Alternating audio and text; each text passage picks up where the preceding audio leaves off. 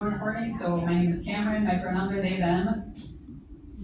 And my name is Cassie Talbot, and my pronouns are she, her, hers. Okay, thank you. Does anyone want to share out their why or anything you heard that was interesting? Yeah. So I will share that I've been an ally to the LGBTQ community since 2008, and that was because of Prop 8. And I had good friends who wanted to be married, and they were encouraged by their children to get married. But that was the year that Californians, the majority of Californians voted to make gay marriage illegal. And I was incensed, and that's when I decided this is the time to be an ally. Thank you. Thank you.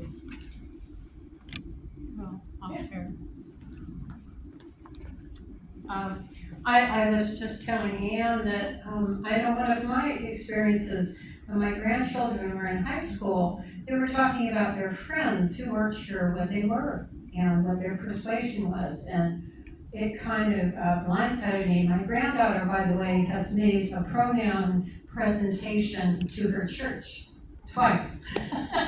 I sat through it, but I'm not sure I got it yet. It's a lot of pronouns. And it's interesting, I now have a granddaughter in college who has a friend who also is struggling with this. So it's certainly here and out there, even if we don't know it. And I'm trying to learn more and certainly being understanding and supportive. Thank you. All right. Well, I came because last week you got vandalized, which is Yes. horrific. Oh, And I thought we needed to come and show support for you. Yes. Thank you very much.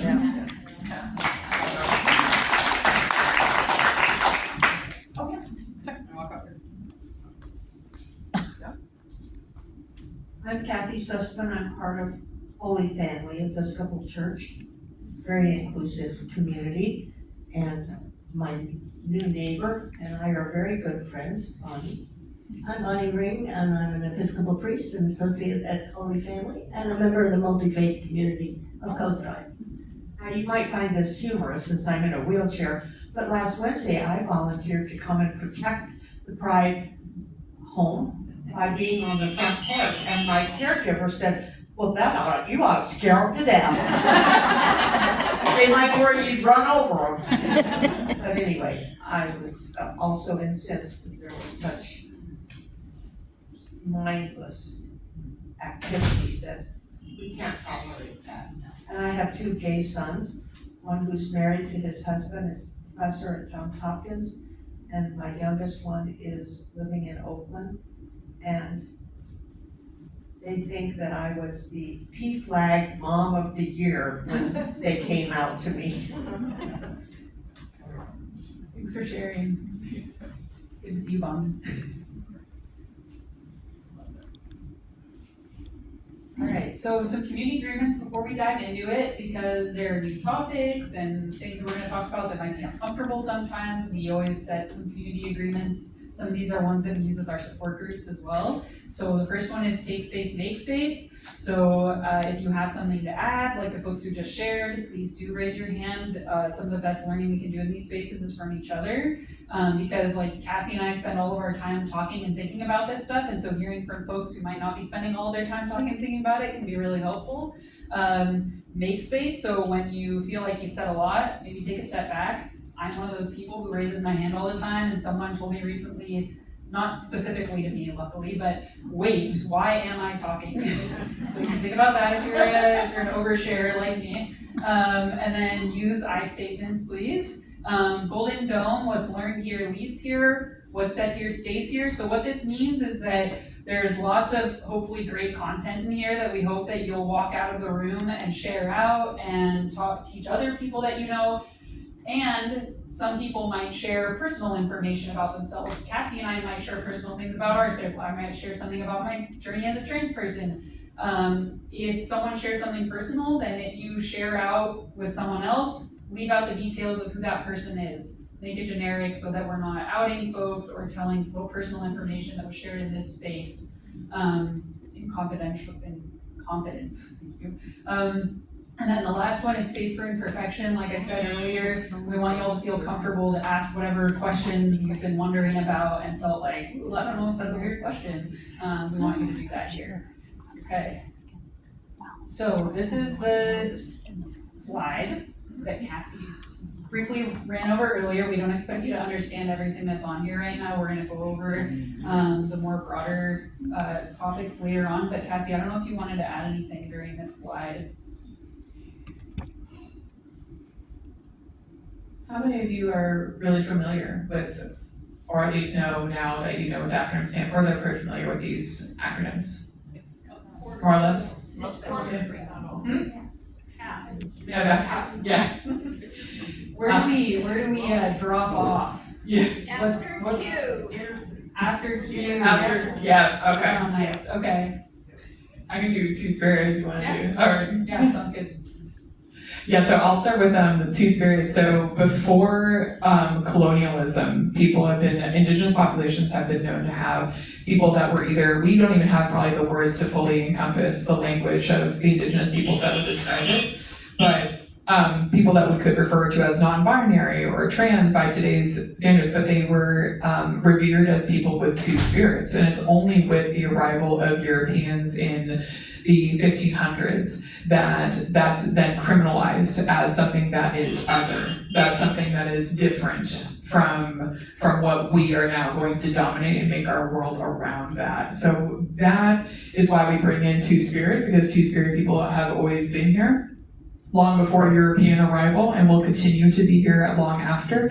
So this also brings into light that historically two-spirited individuals have always been and always will be here, and it's not something new. It's just been hidden on purpose in the creation of the American narrative. Thanks, Cassie. Intersex, I'm actually gonna punt until later because it's easier to explain with this one diagram that we're gonna show later. And then asexual describes folks who don't have sexual attraction. So a lot of the time, the way that we describe attraction is we assume that people are sexually attracted to other folks. So put simply, like you see someone and you feel very attracted and you want to have sex with them. Some people see someone and they want to spend a lot of time with them and fall in love, but they're not interested in the physical act of having sex. So that is what asexual stands for. Okay, and we'll get into like kind of contextualizing some of these terms. And like I said before, this is gonna be kind of a primer, so we're not gonna deep dive into it, because like I said, that would take 3.5 hours. But we'll talk a little bit more about those terms later on. Okay. All right, so intersectionality. So our world is largely conceptualized or contextualized in a binary that you have to be this or that. You can't be many things, you can't hold multiple identities. And every single one of us holds an identity along these wheels: housing, body size, mental health, neurodiversity, sexuality, ability. But the ones that are closer in power at the center is how the hierarchy of our society works.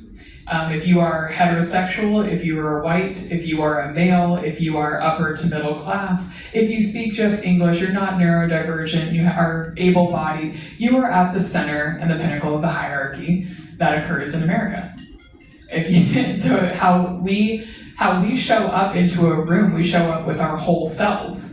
And what I see still even occurring today is, even with all the books and all the knowledge, we still have a color blindness rhetoric. We still have an othering rhetoric, like, oh, well, that's different. And if the norm is to be heterosexual, is to have is to just speak English, to do all these pieces, then we're more likely to other. But intersectionality offers us a framework by what do we actually need to know. We need to know the full story of somebody in order to understand, and in order to know how to help or support or to be an ally, to be a co-conspirator. How many of you have had contact with either a flower wheel or power wheel before, or is this the first time? All right, so some of us have. All right, beautiful. And I'll just add to that, one of the reasons why we talk about intersectionality in these presentations is because We want to emphasize that we understand that, especially when we're giving these presentations to school teachers, that youth have many intersecting identities. So when we're doing a presentation talking about the challenges faced by LGBTQ plus folks, we're not trying to say that that kid's LGBTQ plus identity is the only identity that they might be having a hard time with. They might also be a kid of color. They might also be a female child. So people are assuming that they're not into science or something. They could also be unhoused temporarily or permanently. They could, have all these other intersecting identities. So our presentations are focused on just the LGBTQ part of their identity, but that's just one wedge in the larger picture. Yeah, I totally agree. Because thinking that just because we share one identity doesn't mean that we ignore the rest of our intersectionality. Like just because we're people that identify as women doesn't mean that we ignore that there's different linguistic, different able-bodied, different racial or ethnic identities in the mix. Because if we're blinded to those, we actually can't fully be co-conspirators or allies if we don't recognize the full intersectionality of everybody. All right, so the challenges. So issues and challenges facing the LGBTQIA2S+ community. I believe this is perfect. Oh, so content warning. So some of the statistics that we're going to show are going to be regarding suicide, self-harm, and homelessness. Concepts we'll cover. We're going to cover anti-gay bias, anti-transgender, and heterosexism and its intersections. And the systemic barriers facing when we have that master narrative, when we have that rhetoric. All right.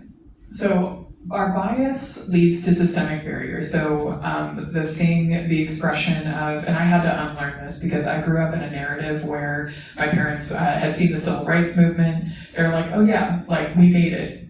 Everyone is on equal footing. But as you can still see, we're still fighting for, we're still carrying perceptions of othering and perceptions of distancing people away from us because they're different based on that power wheel. So there's a lack of resources and support for the LGBTQIA2S+ community, which is why it's so pertinent that CoastPride is here on the coast. We have individual bias, the belief that LGBTQ people are not present or don't need support.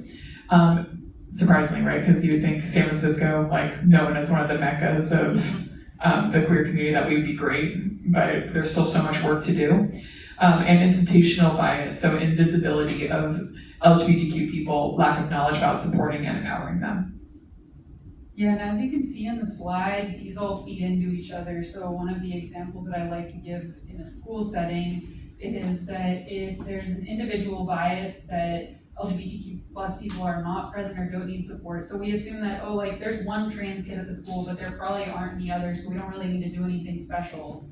Then when that kid goes and is having a hard time and is looking for help, because people think that there aren't any LGBTQ people, then there aren't any resources or support available. So these things feed into each other.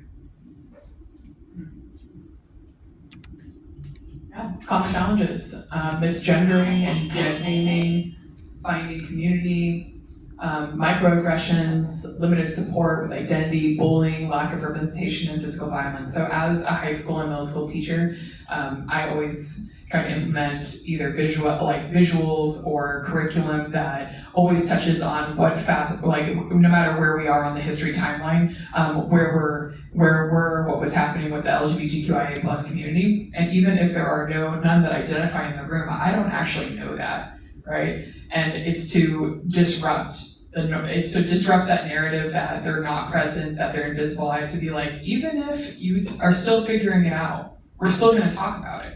Because not knowing, because I'm a product of Pescadero, so I went through school in the K-12 system at Pescadero, but I went out in the world and made really, really ignorant and hurtful comments because I had never had the knowledge or the experience or the navigation. I feel like my life only got richer and better because I learned and and disrupted the narrative that I had, that I grew up with, is be like, no, my life gets better when I'm able to actually effectively communicate and not harm anybody that is different than me across all those differences. My life gets better. And this slide is just a reminder that intersectionality is there, like we talked about before, so these are specifically common with LGBTQ youth, but kids might be experiencing bullying because they're queer and they have a disability, or because they're queer and they're a kid of color, or they might have a hard time finding community because there's a GSA club on campus, but all the kids in the GSA club are white, and now they're having a hard time finding communities because of that. Okay. So microaggressions are commonplace. So they may be intentional or unintentional. They come out as slips that one person who doesn't identify with LGBTQIA plus community would think that it wasn't a big deal, but it is, right? And if we, as a teacher, we have that saying that, oh, we're lifelong learners, well, then it shouldn't be that hard to learn something new, right? So erasing non-binary gender, so for example, we gender things all the time without even realizing it, like boys lined over here, girls lined up over here. Good morning, boys and girls, to say hello, instead of like, good morning, humans. Like, good morning, scholars. Good morning, people that are so intrigued about what I have to say today.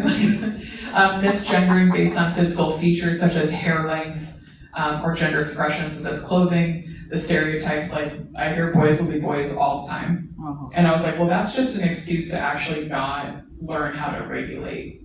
And as me as a woman, to understand that you may need something different than what I'm able to offer, right? That exchange. Be like, all right, I don't know what it's like to be in a male body. So if you can tell me more, then we can actually meet halfway instead of me just like laying down the law. So gender stereotypes, you throw like a girl, thinking that women don't have the capability to actually throw well, or like sports. And heteronormativity, assuming everyone is straight or implying straightness is preferred. Which of these have you heard before? Have you ever heard of? All of them. Oh, all of them, I'm assuming it's all of them, right? All of them. And if any of this is also touching something like, oh my God, I said that, that is all part of going against and disrupting a narrative that we had growing up.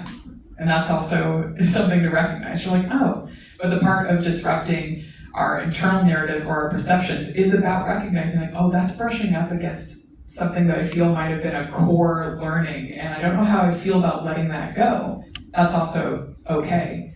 The first step is actually to recognize that we're shocked or sensitive or angry about something that's brushing up against ourselves, but the more we engage in that interrogation, wondering like, where does that come from? Where was I taught that? Why did that happen? The better we are able to push through and get to the other side and it gets better.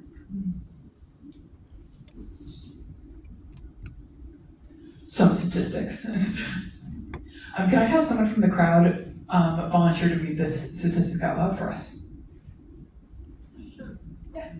40% of homeless youth identify as LGBTQ compared to 10% of the national youth population. Wow. Yeah, I just overheard someone say because they got kicked out, right? Yes, that is the situation. And another volunteer. 85% of LGBTQ plus youth reported experiencing bullying in school. Heather, a new voice. Yes. 45% of LGBTQ youth seriously considered attempting suicide in the past year.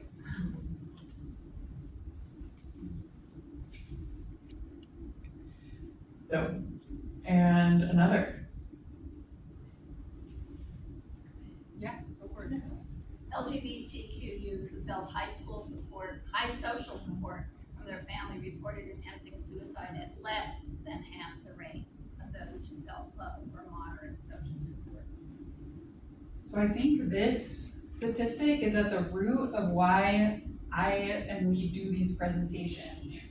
Because what is for the well-being of the youth is to educate families on how they can be supportive, and that the more community members who are on board and know what's going on and know the resources and can support parents and caregivers who might be having a very normal freak out if their kid comes out to them, the more likely it is that those parents and caregivers will eventually come around and be able to be a supportive person in their child's life.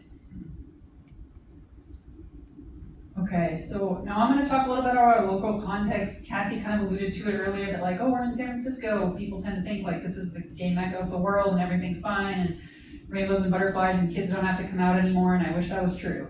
Yeah. So our local context, in our local community, we have ongoing attacks on pride flags and banners. This was written before the incident a couple weeks ago, which I'll talk a little bit more about later on.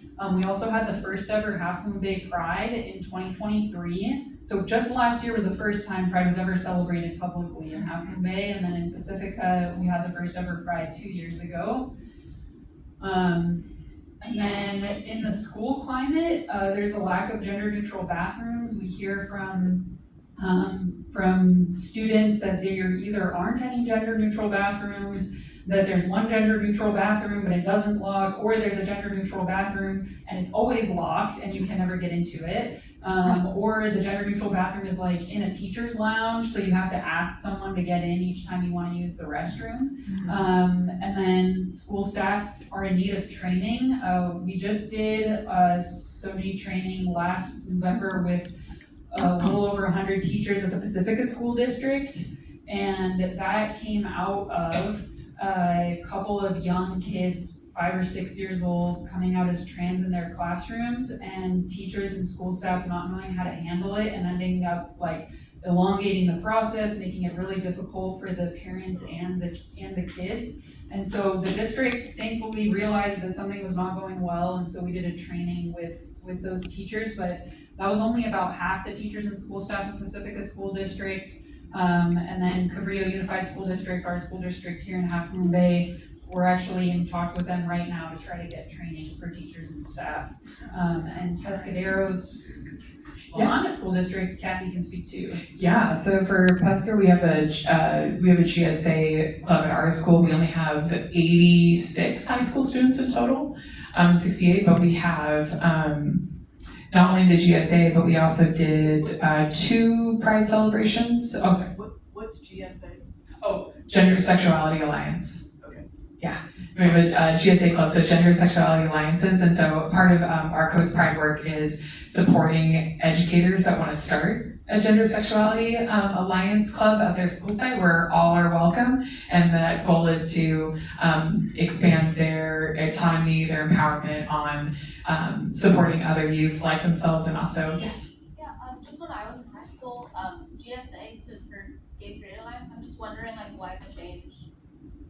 Yes, great point. It did change, and it changed because Gay Straight Alliance doesn't specifically name trans folks, and it's also very binary. And so Gender and Sexuality Alliance basically opens it up to all queer and trans folks and their allies. Following the Yeah.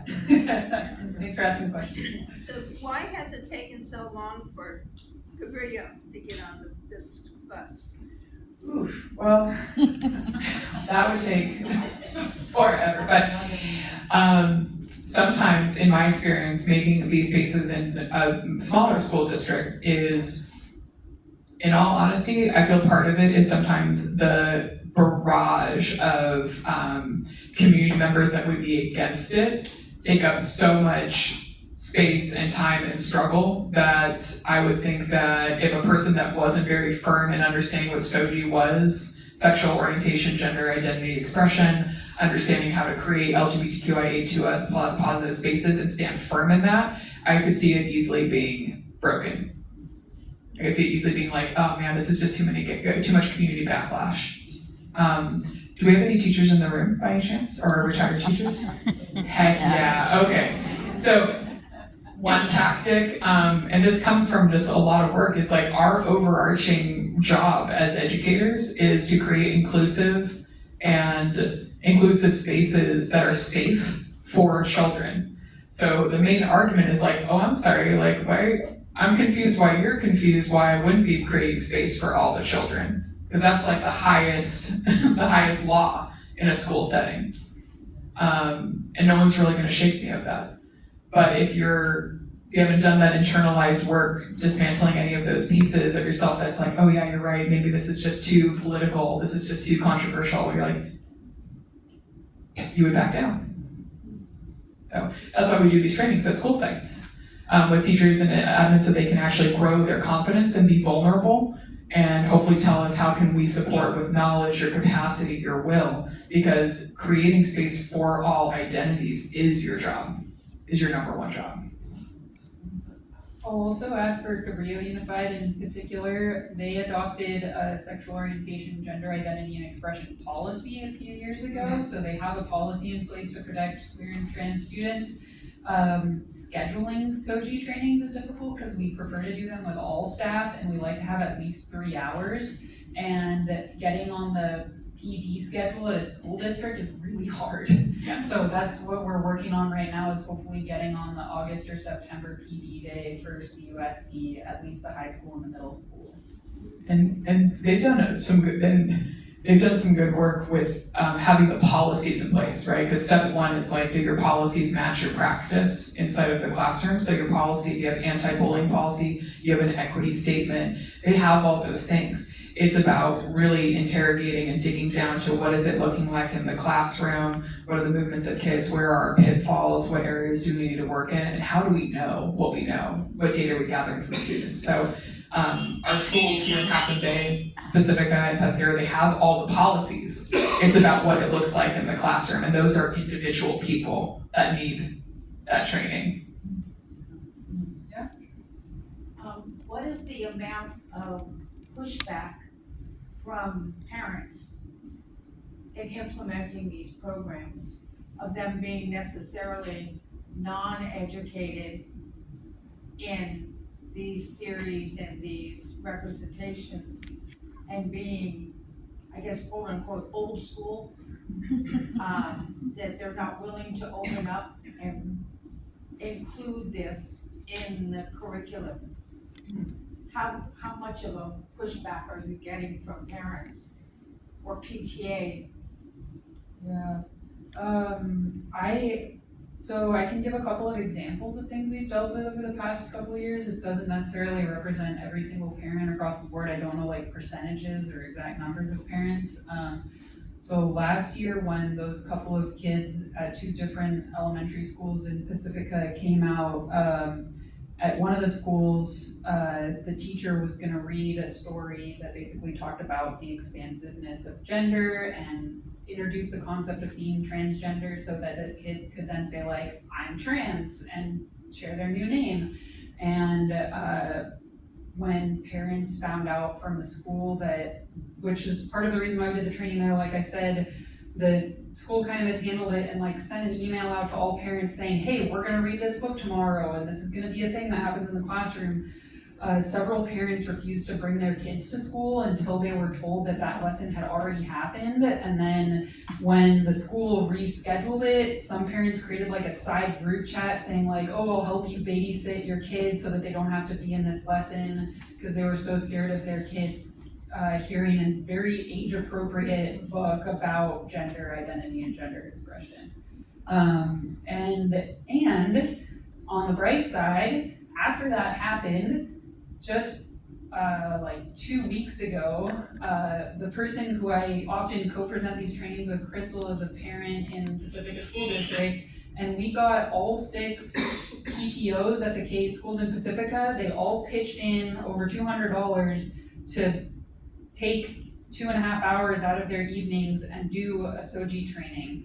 And we had 35 parents and caregivers there to learn about how to be supportive of queer and trans youth. So it's definitely a mix of reactions, yeah. And I think what Cassidy was saying about like the teachers needing to be confident in standing up to folks, what is, I think at the root is also having the school district have a clear stance on how they're going to make sure that queer and trans individuals and students are safe and included and belonging at the campus. And so that if parents and caregivers give pushback, it's not up to that one teacher to say like, well, like, I just think it's the right thing to do. They can go back to school district policy and say, hey, the school district policy is that this is how we run things, and this is how we're gonna make sure that all of our students are safe, so that they're not on the front lines on their own, that the whole school district is behind them. I hope that answered your question. Yeah, quantity is hard because it's brushing against people's belief systems that learning about this actually makes you part of the LGBTQIA plus community. And that is, we've been like I've been called like a groomer, or that I'm converting people. I'm like, how do you know that you're poor? How do you know that you're heterosexual? Right, because with my high school students roast me all the time for like my short hair or my nose ring, which someone would say like that looks like a person that's part of the LGBTQI. I'm like, no, you know me better than that. I already told you how I identify. Does it really matter how I look? And but point being with bringing that story to light is just, I know who I am. And I'm assuming that children and youth after me are also in the process of finding out who they are, and that's not going to be determined by the book that I read, or that's their own journey, but I am going to bring the narratives in so everyone does feel seen. But the pushback is coming from, oh, if you read this or if you talk about this, then they're going to become that, and that's not how it works. So, do we have a reason? Yeah. Yeah, there's a difference between the classroom climate, speaking from experience. Yes. and curriculum. Curriculum is adopted, state mandated stuff you have to teach. And I don't know if that has happened in our district. I don't know if that's available in Pacifica, but every teacher that walks into a room, and I'm realizing things that I did in my classroom I shouldn't have done, that you have a responsibility to every child in that room, that they have the same opportunities as everyone else and that they are safe. And I would like to say that this is true in every classroom, and it is not. Even with the best of intentions. I know that I said, boys line, girls line, all that stuff. But I was aware that there were some kids that were maybe, I wondered. And all I knew about them was gay, that's all I knew about. But it's just so important to realize the difference between a curriculum versus how you treat people when you're in that room. Yeah, absolutely. And teachers can do that magical thing called approved supplementary lists. And we have a lot of policies that we have to abide by, and the curriculum cannot catch up. Curriculum will never be as fast as the humans' perceptions of the world change, right? But that's why the magical thing of approved supplementary lists exist. But you can get in really big trouble with approved supplementary lists. I just assume that people are bored about my list, so I just slip it in there, and they just approve like this is just Cassie with another list, and I was like, oh, I'm sorry, I have it approved already, my bad. There's oh, I didn't read that list carefully. I'm like, that's your bad, not mine. So here we are, and we're in a teacher shortage. Who's gonna fire me right now? Sorry, so did I see another hand raise? It's good trouble. It was good trouble, right? I'm like, fire me, I dare you. I want to do a time check because the library officially closes at 8, so. Can do, it's a good thank you. We'll start plowing through this. Absolutely, we got So this. the last item on this list is bullying. You saw the statistics earlier. Just a few weeks ago, I heard about multiple trans youth in our middle school support group getting bullied at 3 different schools on the coast side for their trans identity. So this is real and happening here in our communities. Yeah. And then finally, for our local context, the vandalism at the Pride Center that Cynthia mentioned earlier, there was a flag that was stolen 4 weeks ago now, and then 2 weeks ago, overnight, our flag was cut up with a knife, and then our wooden transport was smeared with mud and kicked, and there was a rock thrown at the front window and some other stuff happened, but those were the key things. So obviously it's hurtful. It's been a long 2 weeks dealing with that, and what I said in the message that we sent out after the incident is like, this is why we're doing what we're doing. Yes, this targeted specific incident is really hurtful, but I am trying to stay away from focusing on that one incident and those 2 kids who did it, and instead focus on the broader picture of the systems change that we're working on, like doing these trainings, like supporting GSA clubs at schools, like having support groups for the youth who might be experiencing bullying at school so they have a safe place to go to, educating parents and caregivers, all those things that help create a full community that's more supportive. Okay, developmental stages. Okay, we have 2 options here. Since we have 15 minutes left, would you all rather go over pronouns? Yes. Yeah. Or, okay, we're skipping this. This is such a fun one. no. Okay. All right, we'll go to pronouns, and if we have time, we'll come back. Yeah. Okay. Absolutely. Cassie, I think this is you. Oh, perfect. So how to use pronouns. So we have, we practice using pronoun sets, so we have she, her, hers, ella, he, him, his, el. If you see ella or el at the end, it's literally just he or she, but it's in the Spanish language, so it's indicating 2 things. It's indicating how they identify and also the language that they speak. They, them, theirs, ella, all pronouns, multiple pronouns, no pronouns are a, am, and airs. So if you make a mistake, now this is, I've done this even countless times, even as a CoastPride member. I have misgendered people. So instead of making a big to-do about it, if you catch yourself, just take a pause and restart the sentence over again with the correct pronouns. And that's the best piece of advice personally that I can give you is like, you hear it and you said it and you're like, but the last thing that a person wants is for you to go into the apologizing, who knows who's around them, and they're getting either nervous or flustered or don't want the extra attention. So just restart your sentence or your question using the correct pronouns. Just glaze right on over and keep going, and then make sure the future sentences that come after have the correct pronoun in it. So if someone else makes a mistake, correct them and move on. If someone corrects you, thank you, apologize, correct yourself, move on. We've had a guest speaker in Pescadero that goes by they, them, and they kept saying a different pronoun. And I was like, they. And they're like, okay, and they like start over and those are just the tiny things to give practice, not make a big deal about it, and keep going. As long as you do correct. So right now we have an interactive part of talking with your neighbor. So the best thing about this is to actually practice. So with your neighbor, tell your neighbor everything about what these teddy bears did at a picnic, and their pronouns are they, them, theirs. So instead of referring to he or she, they are they, and talk about what they did at the picnic with the neighbor. These are made up stories, so just Made up stories.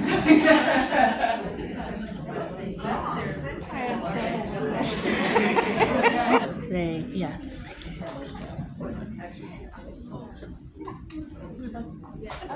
Are you suggesting that we use the terms they, them, theirs? Yeah. And that way, if it's not what somebody wants, they'll say so. Oh, it's to practice using they, because that seems to be the hardest one for people to change their language around. So when we're like, I'm gonna practice with this teddy bear, because that's a safe space to do it in. It's like, they had a picnic today and they brought a peanut butter and jelly sandwich and it was delicious and they were complimented by it. So it's just practicing the they, instead of when you actually need to say they, you've had the practice. Yeah. We got 5 minutes. Yeah, gotcha. Yes. I still don't get it, because they is plural. Yeah. And he or she is singular. Okay, the white teddy bear wants to be a they. Well, how, that's only one white teddy bear. Okay, represent all the teddy bears. What? Yes, yeah. So I have a couple things. Yeah. This is a very common confusion that people have. So, one thing that I like to use as an example is, let's say you are talking about someone who you don't know their gender. So like, let's say you are talking about someone's friend and you're like, oh yeah, my friend has a friend, and if you have no idea anything about whether that person is a woman or a man or something else, then we often use they as a singular pronoun without even realizing it. So because we don't know someone, then we'll say, oh yeah, they did such and such, because you don't know enough details to know their gender. And the other piece of it too is that they has been used as a singular pronoun for a really long time. It's just new to our vocabulary on the day-to-day, so it just takes some practice to kind of like wiggle our brains into that new space.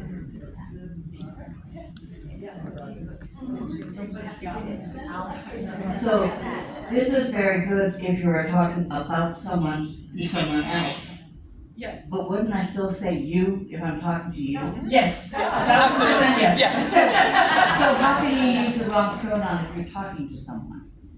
Then you wouldn't. Hopefully, yeah. It's so the times when I use they them pronouns. So these times when I experience misgendering the most often are in customer service situations. So people are like, "Thank you, sir," or things like that.